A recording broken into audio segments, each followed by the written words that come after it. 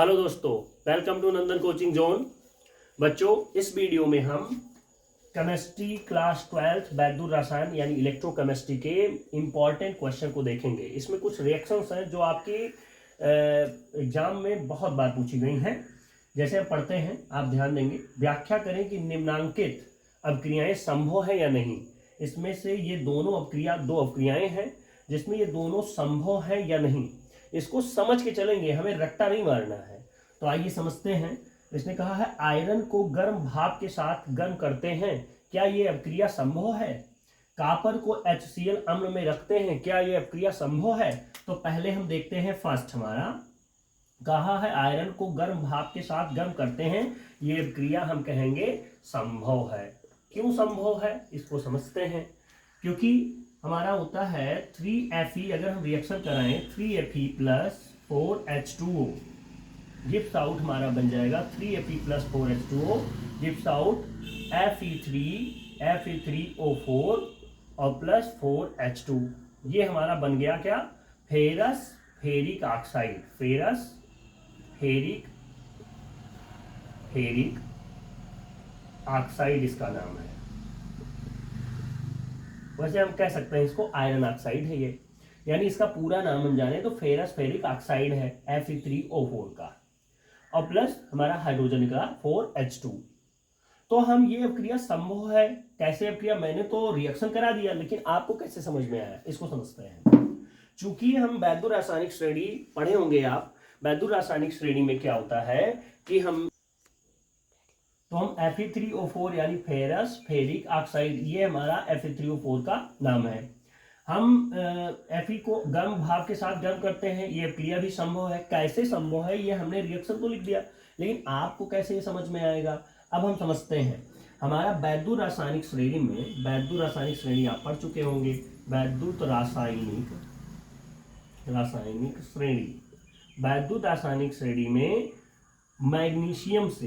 Magnesium से iron तक के तत्व, यानी मैग्नीशियम से आयरन तक के जितने धातु हैं, धातु तत्व हैं, वो सभी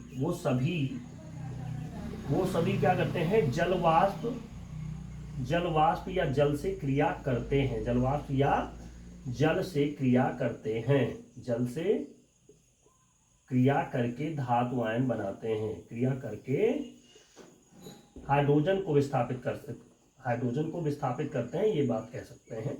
हाइड्रोजन को विस्थापित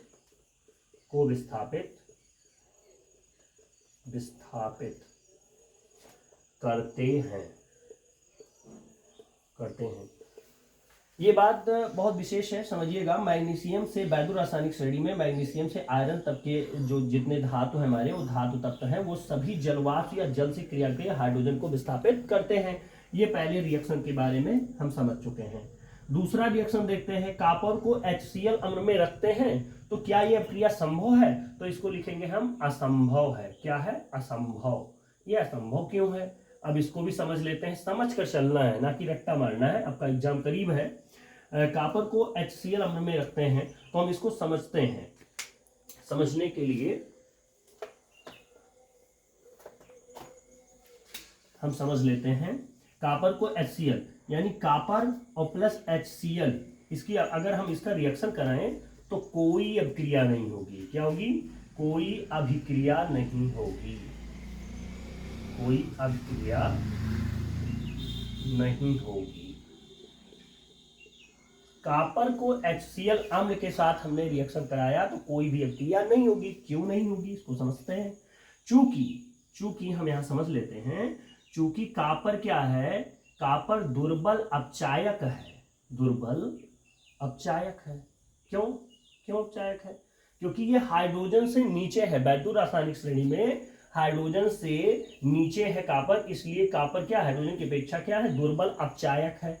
इसलिए ये किसी अम्ल से, इसलिए कॉपर किसी अम्ल से क्रिया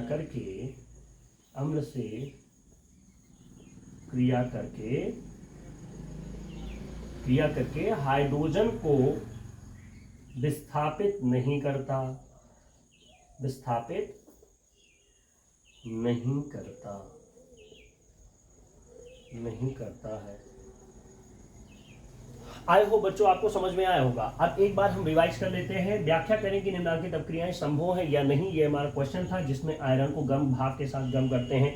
क्या यह अपक्रिया संभव है? बिल्कुल संभव है। कैसे है? मैंने आपको रिएक्शन बताया। 3Fe + 4H2 gives out Fe3O4, जिसका नाम है ferrous ferric oxide + 4H2। Hydrogen को इसने विस्थापित किया, क्यों? क्योंकि मैग्नीशियम से आयरन तक के वैद्युत रासायनिक श्रेणी में जितने तत्व हैं वो सभी क्या है? धातु हैं, और सभी धातुएं जल या जलवाष्प से क्रिया करके हाइड्रोजन को विस्थापित कर सकती हैं। ये बात हमें समझ में आया। दूसरा हमारा क्वेश्चन है, कॉपर को HCl अम्ल में रखते हैं, क्या यह क्रिया संभव है? तो हम कहेंगे यह असंभव है, क्योंकि कॉपर क्या है? दुर्बल अपचायक है। क्यों? क्योंकि वैद्युत रासायनिक श्रेणी में कॉपर को हाइड्रोजन से नीचे रखा गया है, इसलिए यह किसी अम्ल से अपक्रिया करके हाइड्रोजन को विस्थापित नहीं कर सकता है। आई होप बच्चों आपको समझ में आ गया होगा। ये आपके लिए वेरी मोस्ट इंपॉर्टेंट क्वेश्चन है, आपके एग्जाम में बहुत बार पूछा गया है। धन्यवाद बच्चों।